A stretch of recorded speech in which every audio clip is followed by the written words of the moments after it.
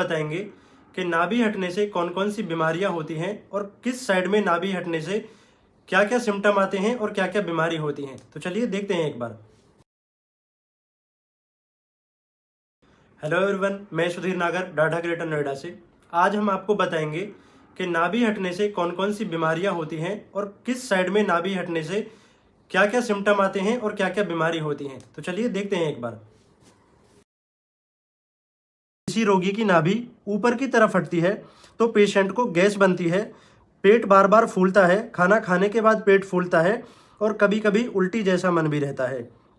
और अगर किसी रोगी की नाभि राइट साइड में खिसकती है तो रोगी को दस्त की प्रॉब्लम हो जाती है, बार बार दस्त लगने लग जाते हैं।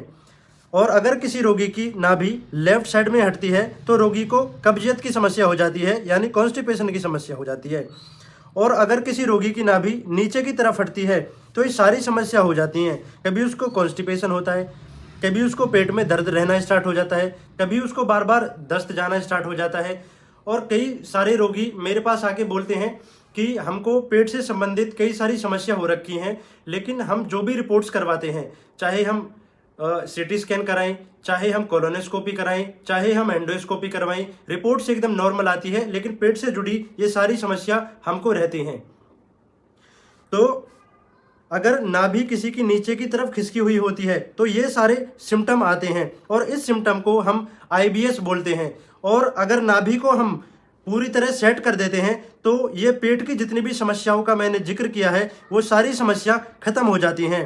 तो आपको से जुड़ी कोई भी समस्या है तो आप हमारे दिए गए नंबर पे संपर्क कर सकते हैं। तो आज के लिए इतना ही। नमस्कार।